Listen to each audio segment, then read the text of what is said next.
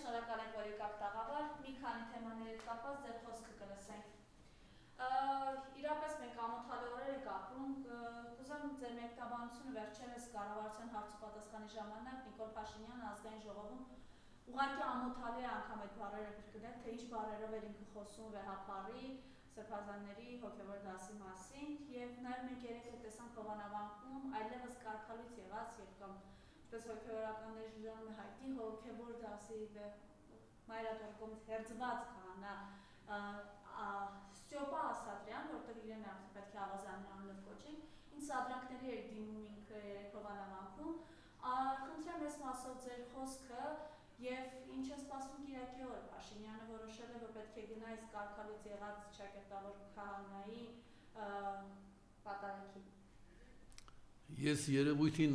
մասամբ անդրադարձել եմ ուղիղ եթերով, որտեղ ասել եմ, որ այդ Հովանավան գնալը սադրանք է որևէ մարդու կողմից, իսկ երբ պետական պաշտոնյան է գնում այդ սադրանքին, նշանակում է ինքը ամենաանբարո անձն է, անբարո հետևյալ իմաստով, դու համակարգի աշխատող ես, համակարգի աշխատողը հասկանում է, որ համակարգ ունի իր կանոնները, ես դեռ չեմ վերցնում առանձին, որ եկեղեցին և պետական համակարգը պետք է զուգահեռաբար հնարավորին չափ հաշտ ու խաղաղ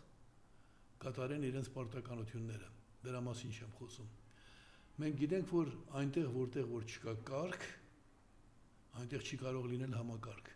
իսկ որտեղ որ չկա համակարգ, այնտեղ քաոս է։ Քաոսը նշանակում է առողջ բանականության կատարյալ բացակայություն, դա նշանակում է մահ։ Հիմա այս ազգային պղծությունը պատահական չէ, որ ասել է եւ նա ուզում է արդարացնել իմ ասածը։ Հայտարարում է, որ պիտի գնա, տեսեք, կարգի մասին ենք, չէ՞ խոսում, կարգալույց եղած հոգեվորականի կարգը տալիս է եւ կարգը վերցնում է այդ համակարգի ընտրված, լավ կամ վատ ընտրված, բայց արդեն նաեւ օծված ղեկավարը։ Եթե կարգալույց է արված մի հոգևորական, նույնիսկ կարող է քո ամենամոտիկ հարազատը լինել, պիտի ընդունես, որ ինքը այդ համակարգում հո իրեն չեն սպանել, պարզապես այդ համակարգում ինքը այլևս տեղ չունի։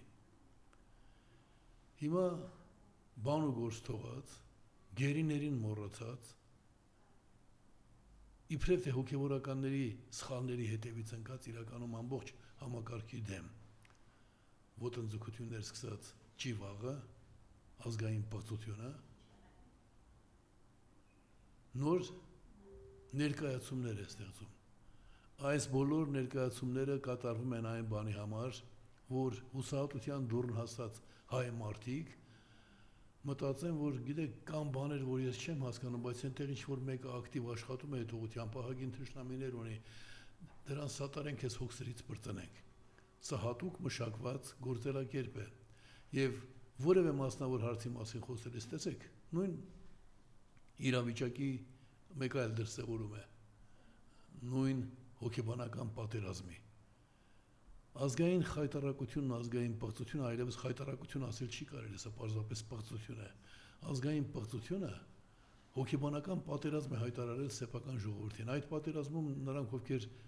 դիմադրում են, դիմակայում են եւ դեռ ունեն կամք, նրանք փորձում են ուղիներ գտնել։ Մյուսները հուսահատված ասում են, դե այս ծանր վիճակում մանավանդ տեսեք ինչ գործոններ է օգտագործում։ Առաջ շատ ուղղակի էր ասում, հիմա արդեն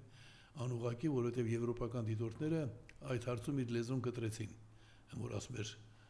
պատերազմ կլինի, դե պատերազմ կլինի, դրա դեմ միջոցներ կան կիրառելու, տես, եկան դիտորդներ եւ այդ դիտորդները շատ բաներ փոխեցին սահմանագծում։ Հիմա արդեն խաբեության այլ ճանապարհ է ընտրել, բայց ընթացքում հոգեբանական ճնշումները շարունակվում են, մարդկանց ընկճել եւ ընկճված մարդուն շատ հեշտ է սեփական կամքը թելադրել։ Մանավանդ որ սա ուզում է Հայաստանը դարձնել Ադրբեջանի պես մի երկիր, Բելոռուսիայի պես մի երկիր,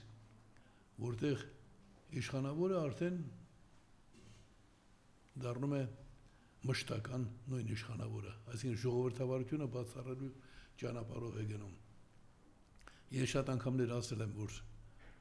եթե այսպես շարունակվի, Հայաստանը կվերածվի Բելարուսիայի եւ նույնիսկ Ադրբեջանի։ Բայց պարզվում է, որ իր համար սրսպերի ընդհակառակը դա իր համար նպատակն է, եթե մեզ համար, այսինքն առողջ լուծումներ փնտրող մարդկանց համար, ճիշտ զարգացում փնտրող մարդկանց համար դա սարսափելի երևույթ է։ Պարզվում է սրա եւ իր խամաչիկների համար սա նպատակ է։ Եվ եթե մենք հապաղենք, եթե շարունակենք այս տրամադրությամբ, այսպիսի պատրաստակամությամբ, այսպիսի անգործությամբ արձագանքել, մենք կշարունակենք մնալ ընդամենը արձագանքող մեկ եւ երկրորդ կնպաստենք, որ վաղը այլևս նույնիսկ այսօրվա հնարավորությունները չունենանք։ Գիտեք, ուրիշ առիթներով ասել եմ, որևէ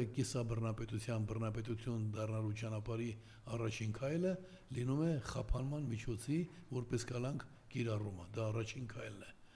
Եվ երբ դա դառնում է արդեն ոչ թե 1-2 դեպք, այլ արդեն բոլոր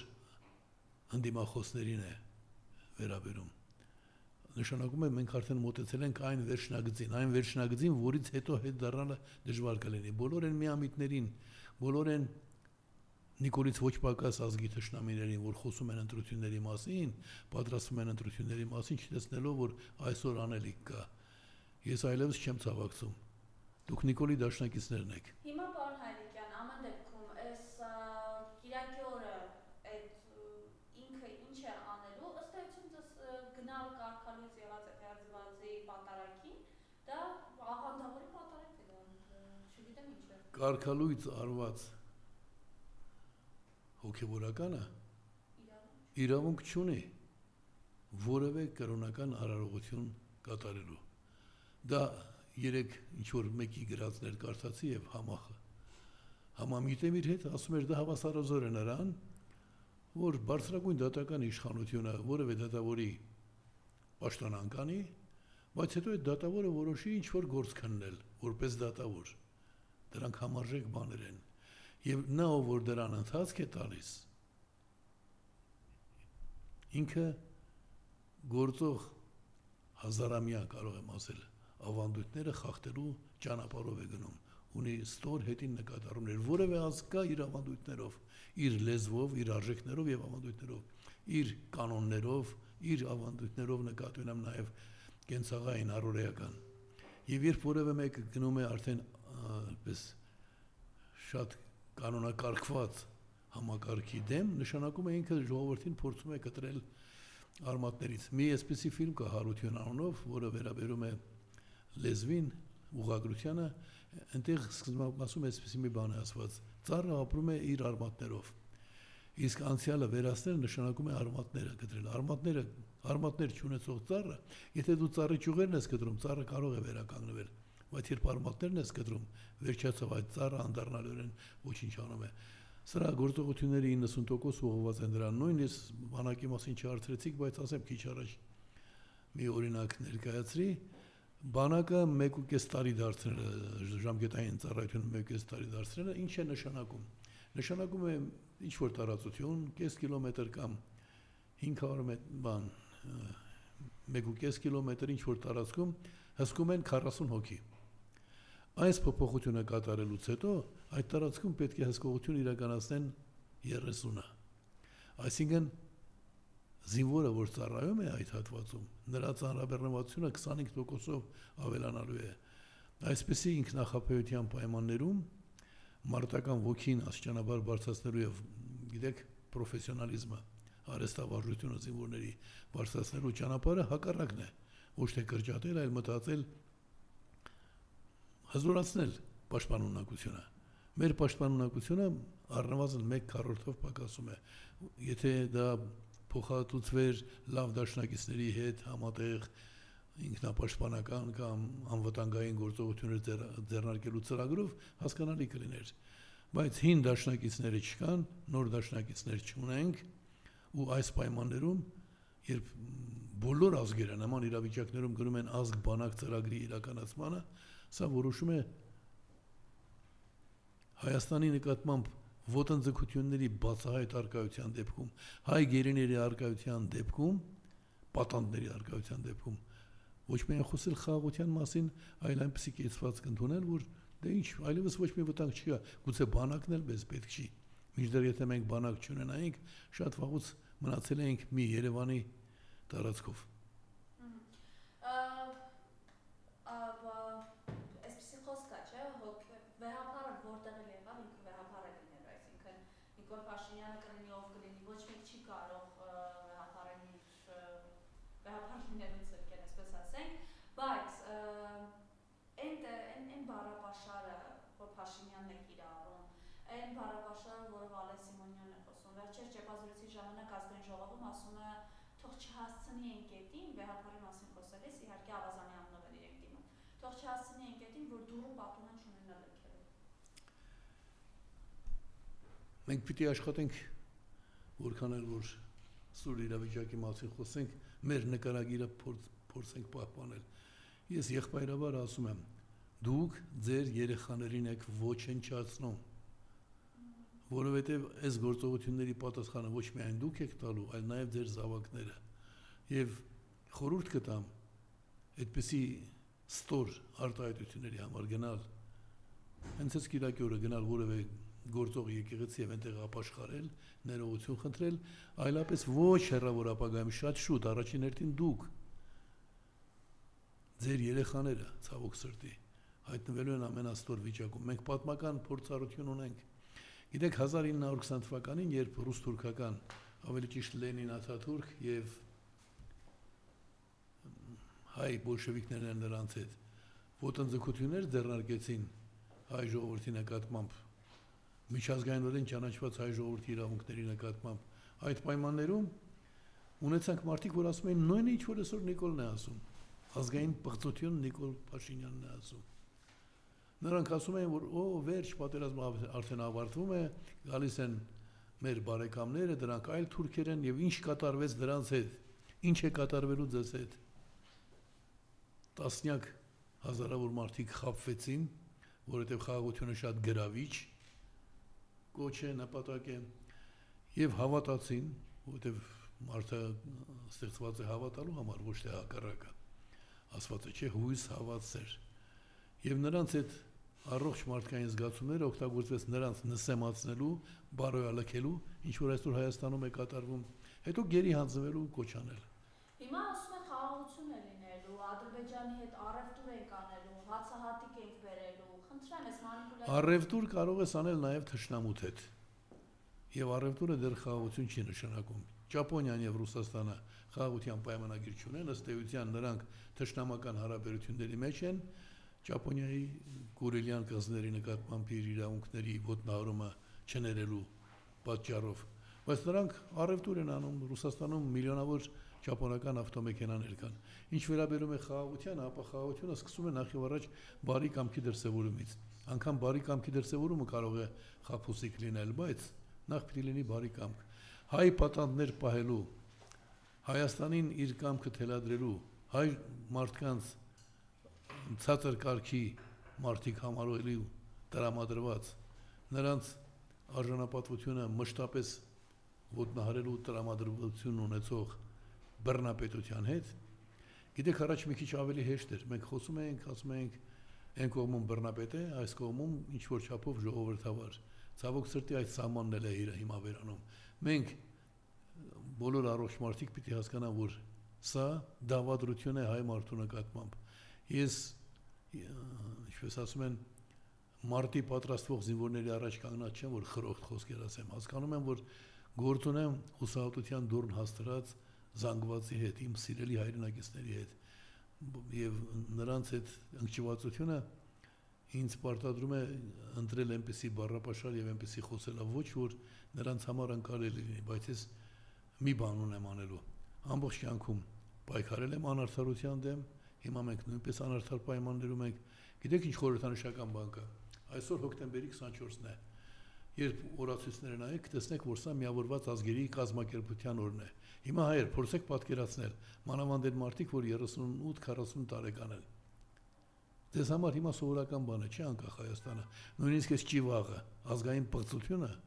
խոսում է անկախության կարևորության մասին։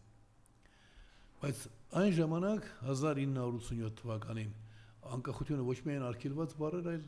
դրա համար հետապնդում էին, տանում բանտեր։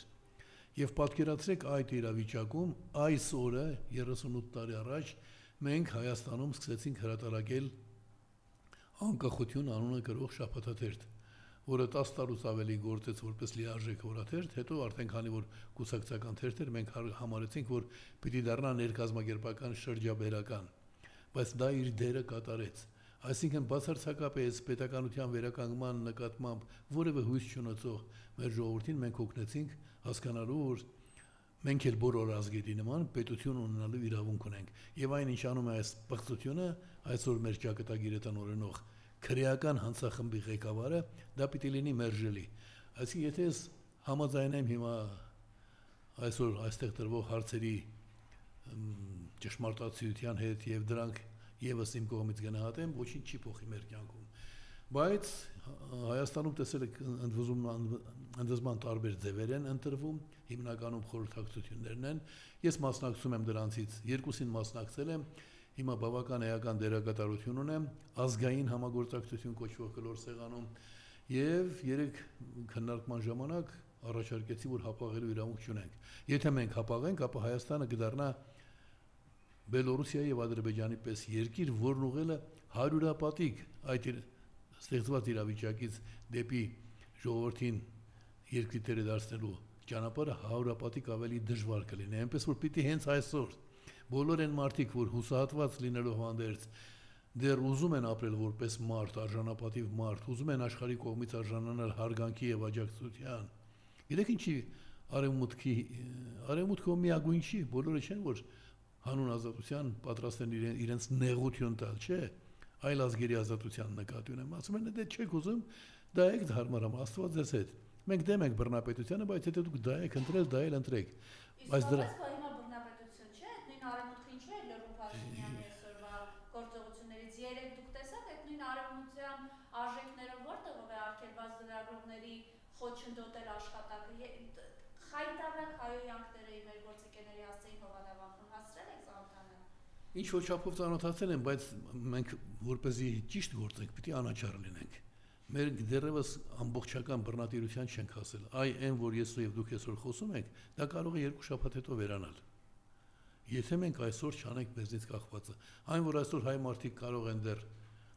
ես բազմաթիվ մանրամասների եմ ծանոթ անհատների հետ կապված, որ կինը մի բան է ասել, կնոջը ազգային անվտանգության ծառայությունը նախազգուշացում է տվել։ Ամուսնուները տարել ասել եթե կինը նույնպես պետության ղեկավարների դեմ սխալ բաներ ասի, բայց խոսքի ազատությունը կամ հոգևորականներին, որ մեղադրանք են ներկայացում, թե դու ինչ ես կոչ արել գնալ հանրավակի։ Լավ եմ արել, սահմանադրության մեջ դա գրված է։ Ես դրա իրավունքն ունեմ։ Դու ով ես որ ինձ այդ ուղղությամբ հարցեր ես տալիս։ Դրանք բռնապետական դրսևորումներ են, բայց իմ ասածն այն է, որ կիսա բռնապետականը, երբ դառնա ամբողջական բռնապետական, լրիվ կանտեսվի արևմուտքի կողմից, մենք կսկսենք օրվա հացի համար աղոթել։ Արդեն մեզ նախապատրաստում են։ Հացը ստանալու ենք Ադրբեջանի ճանապարհով։ Հացը Ռուսաստանով է գալիս, թե Ադրբեջանով, թե Իրանով, ոչ մի նշանակություն չունի։ Այլ բան, եթե ճանապարհները բացում էինք, փոխադարձ պայմանավորվածությամբ Ադրբեջանից հացը ուղղակի մտնում էր Հայաստան։ Հացը պիտի ուրեմն Ղազախստանից մտնի Ադրբեջան, Ղազախստանից կարող էր մտնել Իրան։ Հետո էլ մտնի Վրաստան, հետո նոր գա Վրաստանից։ Եվ այս բոլորի առաջնորդների համար մենք պիտի հասկանանք մի հիմնական միտք։ Հայ մարդիկ, ձեզ բոլորիդ եմ դիմում։ Ամբողջ դժվարությունները, բոլոր խնդիրները մեր առջև ծագում են մի պատճառով։ Դուք չեք երկրի տերը, պիտի դուք լինեք այս երկրի տերը, եւ պաշտոնյաները պիտի լինեն ձեր իսկապես կամքը իրացնող մարդիկ։ Աշխարհի շատ երկրներում այդ մոտեցումը բարվոք վիճակում չէ, որովհետեւ չկա համակարգ։ Հիմա Հայաստանում 16 քաղաքական ուժեր համաձայնել են բանի հետ, որ Հայաստանը կարող է դառնալ իսկապես նաև օրինակելի երկիր ամբողջ աշխարհի համար, որովհետև մեզ հաջողվել է գտնել, սա քաղաքակրթական ներդրում է։ Պետությունների ժողովրդավարականության մակարդակը ամենաբարձր մակարդակին հասցնելու բանաձև։ Եվ այդ բանաձևի կիրառման հիմքում ընկած է մի բան։ Քաղաքացին պիտի մասնակցի ընտրություններին, վստահ լինելով, որ իր ձայնը հասնում է պարլամենտ։ այդ 5%-անոց արգելանքները, կայուն մեծամասնության խուժանությունը, այսինքն մեր գլխավոր նպատակը եւ բոլոր հարցերի լուծումը, տեսեք, մեկն ասում է մենք Ռուսաստանի գաղութն ենք։ Եթե քո երկիրը պատկանի քաղաքացիներին, ոչ մեկի գաղութն էլ չի լինի։ Մյուսն ասում է, որ կախված ենք ամերիկացիներից։ Նույն կերպ, եթե նախ եւ առաջ ազգային ինքնորոշումը ամրագրված լինի։ Իսկ դրա համար այսօր ճորամաբանել պետք չի։ Ես կոչ եմ անում բոլոր մարդկանց կոչ եմ անում միանալ շատ հիմնավոր արմատական ընթացք ունենալու ազգային համագործակցության գաղափարին։ Տեսեք, չեմ ասում միանալ այդ կլոր սեղանին։ Դրա համար ես տալիս եմ այն մարդկանց, ինչ կուսակցության էլ որ պատկանեք, տալիս եմ հեռախոսահամար առայժմ 1-ը 098 91 81 23 այդ համարով զանգահարելով դուք կարող եք թողնել ձեր տվյալները եւ ընդամենը 2 շաբաթվա ընթացքում համախմբվելով մենք կարող ենք Հայաստանի Հանրապետության քաղաքացիների աշխարհում եք, ով որտեղից ուզում է, զբաղված կլինի համարը նորից եք զանգահարում։ Եթե խնդրեմ, կարող եք հեռախոսս տալ։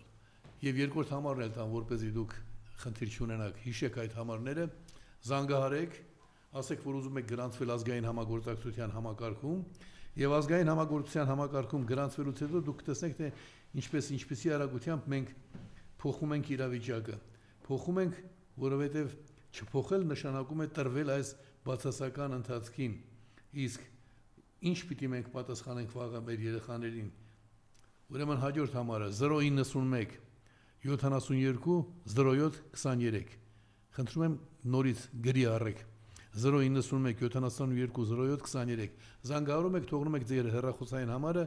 նաև էլեկտրոնային համարը եւ դրանից հետո դուք կարող եք ձեզ համարել համակարգի անդամ, համակարգ, որը գիտի ինչ պիտի անել։ Կրկնում եմ նաև նախորդ համարը 098 91 81 23։ Ընդհանրապես գրանցվում եք, ասում եք, որ պատրաստակամ եք ազգային համագործակցության ոգով աշխատելու, հիմնական նպատակը քաղաքացուն երկրի տերը դարձնելն է, հանցավոր կոռուպցիոն հանցախմբից ազատվելը, եւ այստեղ ոչ 18-ից բարձր իհարկե պետք է լինեն այս գործին մասնակցողները, ոչ տարիք, ոչ սեր, ոչ կրթություն, ոչ մասնագիտություն, ընդհանրապես գրանցվում եք եւ լինում մշտական կապի մեջ, այսինքն մի կողմից մենք ունենք Ճիվաղի գլխավորած ազգային պղծության գլխավորած դավադիր կեցվածքը պետական համակարգի օգտագործմամբ մեր ազգային եւ մարդկային իրավունքները ոտնահարողների ավազակախումբը մենք այնպես չի որ հենց այստեղից ամ մենք դիմել ենք իրավապահ մարմիններին որպեսզի քրեական գործ հարուցվի եւ պարզեն հիմնավոր են մեր խոսքերը թե ոչ բայց այնքան հիմնավոր են որ Հայաստանում այս բան չի գործում իշխանություն Հայաստանում գործում է կոռուպցիոն հանցախումբ մի քանի անգամ ասել եմ դա միայն խոսք չի կա օրենք կուսակցություններից ստացված դիմումները պետք է քննարկվեն 7 անգամ տրվել է ամենակարևորի մասին դիմում ու չի քննարկվել նշանակում է սահմանադրական օրենք է խախտվել նշանակում է մեր երկիրը ոչ թե օրինավոր իշխանություններ են կառավարում այլ կոռուպցիոն հանցախումբ է կառավարում դրա դեմ պիտի բոլորս պայքարենք եւ եթե նրանք ովքեր որ իրենց իմաստունի տեղ դրած խոսում են առաջիկա ընտրությունների մասին սրանք ամենաուժեղ այս ազգային պղծության խաղացողներն են հիմա բան հայրիկյան քանի բռնապետությունից ենք խոսում բառացիորեն Փարաքյալի տրված համայնքապետը գնդակահարվեց իր տան դրան դիմաց Գյումրու քաղաքապետը կալանավորվել է երեք հայտնի դարձավ որ Մասիսի համայնքապետին ընտրված տանում են կալանքի այլևս այս առումով ինչ է անում Նիկոլ Փաշինյանը եւ արդյոք ինքը այս կերպ փորձում են բախի մթնոլորտ ստեղծել վաղաշաբաթում առաջիկա սպասվող ընտրություններին գիտեք որ դուք աջակցում եք սատարում եք Խաչիկ Մանուկյանի հերոսի որը խնդրեմ Գիտեք մենք ձեր առաջարկությամբ էլի պիտի խոսենք իր մասին բայց ինձ թվում է մենք բավարար խոսել ենք այդ պղծության մասին մեր տեսակետները մատուցելով մեր պատկերացումները դրանք մերը չեն դրանք ճշմարտության արտահայտում են եւ օրինակ Նաթան Սրբազանին քննչական կոմիտե հրավիրել է դա նույնպես մնում է որ վաղը բոլոր հոգեվորականներին իսկապես տանեն բանդ եւ բանտը դառնա գլխավոր հոգեվոր կենտրոնը ԱԱԾ բանտը ես այնտեղ եղել եմ գիտեմ որ իսկապես ԱԱԾ-ից լավ գաղափարներ դուրս եկել են մեր հանրության համար Նման բան պետք է թույլ չտա։ իհարկե ուզում եմ ասել որ դա միայն ողբերգական եկեք չընկալենք իմ բոլոր լավագույն երգերը մեր ժողովրդին դեպի ազատություն առաջնորդած երգերը գրվել են KGB-ի բանտում հոգևոր մարդու համար դա սարսափելի չէ, այս ճիվաղների համար է դա սարսափելի, նրանք փորձում են այդ վախի մթնոլորտը պահպանել։ Հայաստանում ուրեմն այս պահին ամենավտանգավորն այն է, կրկնում եմ այս միտքը, թշնամու գործակալները, թշնամու ստրուկները, լրտեսները պատերազմ են հայտարարել հայ ժողովրդին։ Եթե դու թշնամու կողմից հայ մարդկանց գերի վերցնելը, նույնիսկ եթե այդ մարդը հանցագործ է, ունեն գիտեք այդպիսի տխմարներ, որ ասում են այսինչ մարդը հանցագործ է, ուրեմն լավ է թող նստի։ Եթե հանցագործ է, որպես հայ մարդ ինքը պիտի լինի Հայաստանի բանտում։ Ինչու ասացի տխմարներ, որտեղ այդ մտայնությունը, այդ կարծիքը, այդ պարտադրված կարծիքը, թե նրանք ծախեցին Արցախը, հետևաբար պիտի բանտում լինեն, դու ով ես։ Թող բանտում լինեն օրենքով հայկական դատարանում։ Իսկ այո, իսկ այն որ այդ մարդիկ գտնվում են թշնամու բանտում պատանդի կարգավիճակով ձեզ մշտապես վախեցնելու համար։ Խնդրում եմ հասկացեք սա։ Երբ Թրամփը առաջարկում են այս ճիվաղին խոսել գերիների մասին, ինքն ասում է ոչ։ Ինչու։ Ինչու է ասում ոչ, դա կամահաճույք չէ։ Դա ձեզ մշտապես վախի մեջ պահելու հիմնական գործիքն է։ Հայ մարդիկ, նրանք ուզում են որ մեր թշնամիները, որ մենք նախ եւ առաջ հոգեբանորեն կոտրված լինենք։ Եվ երբ քեզ ասում են դե այնտեղ պատանդներ կան, աշխարհի ոչ մի երկրում պատանդ չկա, բայց հայերը կարող են լինել պատանդ, նշանակում է դու պիտի մտածես, վաղը ես կարող եմ այդ կարգավիճակում լինելու։ Ամեն մարդ չի որ կարող ասել պետքս էլ չի, եթե ճշմարտություն է, ճշմարտության համար կյանքս կտամ։ Մեծ մասն ասում է, բայց ես ծնվել եմ որպես մարդ, ուզում եմ որպես մարդ ապրել իմ երեխաների ընտանիքի հետ։ Ուրեմն այս պատանդների նկատմամբ վերաբերմունքը պատանդների մասին խոսքի ընթացքում ինձ հասած տեղեկություններով սա ասում է լավ կլինի այդ հարցը չբարձրացնենք, ինչի չբարձրացնենք, որովհետև ինքը լրտեսն է պատանդներ պահողի։ Այլապես ինքը ամեն քայլափոխի կասեր, ես ոչ մի հարց չեմ ցանկանում ձեզ հետ քննարկել, քանի դեռ դուք պատանդ ունեք։ Դա կասեր ձեզնից ամեն մեկը, ոչ թե ես կամ ինչ որ մեկը, ձեզնից ամեն մեկը այդպես կասեր։ Ինչ խոսակցություններ խաղաղության, բարի դրացիական հարաբերությունների մասին, երբ դու իմ հայրենակիցներին հայ լինելու համար պատանդ ես պահում։ Այնպես որ մենք իր ինչ լինելը գիտենք, հիմա մեր նպատակն է մենք պիտի ինքներս դառնանք, ինչպես ասում են, կանոններ թելադրողը։ Այն որ մենք այսօր քննարկում ենք, ես հասկանում եմ, լրագրողական պարտավորությունները ստիպում են նաև տալ նրանց կեցվածքի մասին հարցեր, բայց իմ նպատակը ոչ թե նրանց անդրադառնալն է, այլ անել հստակ գործեր։ Այդ հստակ գործերի մեջ ամենակարևորն այն է, որ համակարգային փոփոխություններ պիտի կատարվեն, համակարգային փոփոխություններ կատարելու համար ստեղծված պետական կառույցը պիտի ծառայի այդ նպատակին, պետական կառույցին այդ նպատակին ծառայելու խոչընդոտողը պիտի համարվի հանցագործ, այս հանցագործներին պաշտպանող դատախազ, հակակոռուպցիոն կոմիտե, ազգային անվտանգություն եւ այլն, պիտի հանրության կողմից ընկալվեն որպես հանցախմբի անդամներ եւ այդ հանցախումբ, երբ կա հանցախումբ, պիտի լինի նաեւ տուժող։ Սա իրավագիտության հստակ չափորոշիչն է։ Ուրեմն կա հանցագործություն, հանցագործության դեպքում կան կատարողներ եւ կան տուժողներ։ Դուք պատկերացնում եք տուժողն ով է։ Եթե Հայաստանում իշխանությունը պատկանում է կոռուպցիոն հանցախմբի, տուժող ով է, գիտեք։ Դուք բոլոր քաղաքացիներդ, մանավանդ նրանք, որ միանբտաբար պաշտպանում են այս ճիվաղներին, այս պղծություններին։ Տեսեք, քանիսին են իրենք փչացրել, հետո տարել բանտ։ Դա նույնպես վախեցնելու համար է արվում։ Եվ այդպես պիտի շարունակեն։ Բռնապետության գնալու հնարավորությունը մենք պիտի այսօր սահմանափակենք։ Հետևաբար, եթե որևէ մեկը լսել է այս հաղորդումը եւ անմիջապես չի զանգարել ասելու, ես պատրաստ եմ ազգային համագործակցության թիմում աշխատել, տեսեք չեմ ասում կլոր սեղանում, ազգային համագործակցության կառույցում։ Մենք շատ արագ, որովհետեւ ամեն մեկը գրանցվելուց հետո ինքներդ էլ գրանցում եք ուրիշ մարդկանց եւ ընդամենը 2 շաբաթվա ընթացքում ամենաուշը մենք կարողանանք ունենալ կազմակերպված, համակարգված ծրագիր ամեն ինչ մշակված է ինչպես է արվում։ Ամեն մեկը ստանում է իր հերթական համարը եւ հետո երբ ինքը որևէ մեկին գրանցում է, այդ գրանցված մարդը զուգահեռաբար ունենում է իրեն գրանցողի թվահամարը։ Այս ամեն ինչի համար արվում, որ գործնական աշխատանքային տրամադրվածության պատասխանատվության վերաբերող մարդիկ դառնան դերակատար։ Մի քանի օր առաջ ես գրել եմ ազգը եւ մարդկային հանրության որևէ հատված համամարտկային գոյատևում է, դրսևորում է իրեն, պահպանում իր ինքնությունը, եթե դերակատար է։ Մեզ զրկել են դերակատար լինելու իրավունքից որպես ազգ։ Եվ վաղաշաբաթում ստացվող ընտրություններին ձեր ոչի Ուրեմն տեսեք, վաղաշաբաթում հրաշքի պես մի բան է կատարվել։ Պատկերացնում եք, տեխնացուների մեջ կա Խաչիկ Մանուկյանը, բարձրունքը մերն է, տղերքը չկան։ Հիշում եք այդ բանաստեղծությունը։ Մեր օրերի մեծագույն բանաստեղծը իմ վաղեմի ընկերը համաձայնել է մասնակցել քաղաքական գործընթացներին։ Եվ մյուս բոլոր տեխնացուները պիտի առողջ բանականություն դրսևորեն, մոռանան, որ իրենք լավ չեն վերաբերում այդ հայրենիք, կարծեմ Վանեցյանի կուսակցության հայրենիք։ Մոռացեք դրա մասին։ Դուք ընտրում եք քաղաքապետ Խաչիկ Մանուկյանին։ Ազնվության, նվիրվածության, հայրենասիրության մարմնացում։ Ինչն է իմ եւ իր ընկերության։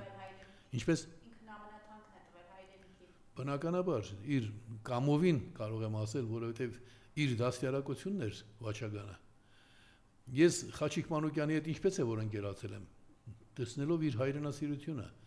ազգային արժեքների նկատմամբ իր խոնարհումը, իր նվիրվածությունը, այնպես որ սա ես կարող եմ համարել նվեր։ Էջմիածին վաղաշաբաթ ընտրություններին ես կոչ եմ անում բոլոր մյուս տեխնացուներին, ինչ որ համաձայնության գալ։ Այո, հենց նույնիսկ եթե չեք ընդունում, այնպես չլինի, որ ես ընդունում եմ, դուք չեք ընդունում։ Նույն հայրենիք կուսակցության պատասխանատուներից համաձայնության եկեք, բոլորդ հանեք ձեր տեխնացությունները մեկ ճակատով Խաչիկ Մանուկյան քաղաքապետի տեխնացիով գնացեք ընտրությունների։ Ուրեմն դա կարող է նաև դրական օրինակ ծառայել անցած ընտրություններում, երբ ազատ հայրենիք դաշինք կար, նա չհասցրեց լավ ձևավորվել, ուղղակի ժամանակը չբավականացրեց, բայց կար այդպիսի դաշինք եւ Խաչիկ Մանուկյանը այն ժամանակ նույնպես պատրաստակամ էր։ Հիմա այդ պատրաստակամությունը արդեն դարձել է գործ, այնպես չի որ Խաչիկ Մանուկյանը երեք որոշեց դառնալ քաղաքապետ եւ նրան դա բոլորովին պետք չէ։ Նա այնպեսի հզոր ստեղծագործող է։ Երբ ես իմ երեխաներին ներկայացնում եմ Խաչիկ Մանուկյանին, գիտեք, երեխաներից կեսը 12 երեխա եմ մեծացրել, կեսը ապրում են արտասահմանում եւ սովորաբար իմ ծննդյան օրերին հավաքվում են։ Երբ ես ներկայացնում եմ Խաչիկ Մանուկյանին, ասացի հարցրի. դուք գիտեք Բայրոնին։ Բա գիտենք։ Ահա, պատկերացրեք մեր օրերի Բայրոնն է։ Հա, իրենք, այսինքն այդպեսի մարդու հետ գործ ունենք եւ նրա դեմ դնել տեխնացություն, դա գիտեք ինչ է, մանրապճեղություն է։ Այլ բառ չեմ ուզում ասել, դրա համար կոչ եմ անում բոլորին միասնական ոգի դրսևորել, հասկանալ, որ մեր հայրենիքին մեծ վտանգ է սպառնում։ Խաչիկ Մանուկյանը նաև այն մտավորականներից մեկն է, որ խորապես հասկացել է, թե ինչ է նշանակում քաղաքացին պետք է դառնա երկրի տերը, թե որն է այդ համագարքի, գիտեք, համադարման նշանակությունը մեր ազգի համար։ Մենք աշխարհով մեկ ենք դառնալու բացառիկ ազգ ու երկիր։ Եթե մենք քրիստոնեությունը ընդունելով ժամանակին նաև ինչ որ չափով վնասելով մեր հին կրոնական սրբություններին, այդպես ասեմ, որովհետև նրանք այնքան էլ զուտ հստակ մեզ չեն հասել, բայց եւ այնպես այդպեսի տեսակետ կա։ Այնուամենայնիվ քրիստոնեության ընդունումը հետագայում երբ քրիստոնեությունը դարձավ համաշխարհային կրոն, հասկանալի դարձրեց աշխարհին, որ հայերը առաջինը նկատեցին այդ արժե համակարգին կարևորությունը։ Հիմա այսօր մեկ այլ փուլում ենք եւ Խաչիկ Մանուկյանը այն մարդկանցից մեկն է, որ շատ նրբերանգներ ինքն է ինձ բացատրում իմ այդ ներկայացրած բանաձևի եւ ընդգծում դրա կարեւորությունը։ Իսկ մենք կրկնում եմ, եթե չունենք լավ համակարգ, ամենալավ գործիչն անգամ վատ համակարգի պայմաններին ենթարկվելով կդառնա հերթական Նիկոլ Փաշինյանը։ Ուրեմն մի խաբեք ձեզ, թե իշխանությունը կփոխենք, կդառնանք իշխանությունը փոխեք այս համակարգի պայմաններում, իշխանության այդ պայմաններում, այդ համակարգի պայմաններում որևէ մեկը ի վերջո պիտի ենթարկվի այդ համակարգին։ Ինչ եք ասում, ներողություն։ Նիկոլ Փաշինյանի նման էլ գոյություն չունի։ Ես էլ եմ այդ կարծիքին, բայց նրա այդպեսին դառնալուն էականորեն նպաստեց այս պիղծ սահմանադրությունը, որտեղ մարդը ոչ մի դերակատարություն չունի պետական համակարգում։ Այդպես է ստեղծված։ Նույնիսկ ասում է համամասնական ընտրակարգով ձևավորվելուց հետո կայուն մեծամասնություն պիտի լինի, բայց ինչի՞ ես դու համամասնականի մասին խոսում։ Մասնագիտական հարցը ձեզ դրանով չեմ ծանրաբեռնի, բայց հասկացեք, ամեն մեկը տանելու բան ունեք։ Եվ գիտեք, այսօր քաղաքացիներ, ձեր անելու բանը շատ հասարակ մի բան է։ Զանգահարել, գրանցվել, ասել, որ պատրաստ եք ազգային համագործակցության գործերին ձեր կարողությունների չափ մասնակցելու։ Եվ երբ վաղը այդ գրանցվածները կլինեն շատ ավելին, քան այն ձայները, որ ստացել է եւ դրանով գլուխ է գովում երբեմն Նիկոլ Փաշինյանը, շատ ավելին կլինի եւ մենք շատ արագ գործողություններ կձեռնարկենք անառարկելիորեն քաղաքացիների իրավավասության վրա հիմնված։ Իդեպ նկատել եք, չէ՞ որ այդ ջիվաղը պղծությունը այլևս չի ասում, որ ինքը շատ ձայներ է ստացել, որովհետեւ ես մի քանի անգամ պորտը տեղը դրեցի։ Եթե դու խոսում ես 600,000 մարդկանց մասին, որ կասկածելի է։ Ինչի է կասկածելի։ Տեսեք, անձնագրեր գտան, չէ՞։ 100,000-ից ավելի անձնագրեր գտան։ Եվ դրա մասին կառավարությունը իր վերաբերմունքը չարտահայտեց։ Մեր իշխանությունները չեն ասում ոչինչ։ Ուրեմն դրա մեջ իրենք խառն են, որովհետև դա պետության համար սարսափելի բան է։ Ինչ գիտենք, որ այդ անցած ընտրություններում ստացած ձայները նույն անձնագրերով չեն, նմանատիպ անձնագրերով չեն կատարվել, եւ սա կրկնությունն է։ Ուրեմն նկատի ունենանք, երբ ես ասացի, որ մի մոռացի անշնորհք փոքրիկ, որ ես իմ գաղափարի համար ստացել եմ 2 միլիոնից ավելի ձայներ եւ ձայների քանակով գլուխ չգովես։ Նույն մարդն եմ, որ 2 միլիոն ձայն է ստացել անկախություն հանրաքվեի ճանապարհով գաղափարի համար։ Հիմա ես դիմում եմ այդ իմ գաղափարին ձայն տված մարդկանց ժառանգներին, նաեւ իրենց, ովքեր որ կենթանի են։ Եվս մի գործ կանելու, եւս մի հանրաքվե, այլ տեսակի հանրաքվե։ Գրանցվում եք եւ միասին շատ արագ կտեսնեք ինչ արդյունքների կհասնենք։ Ես եմ շնորհակալ։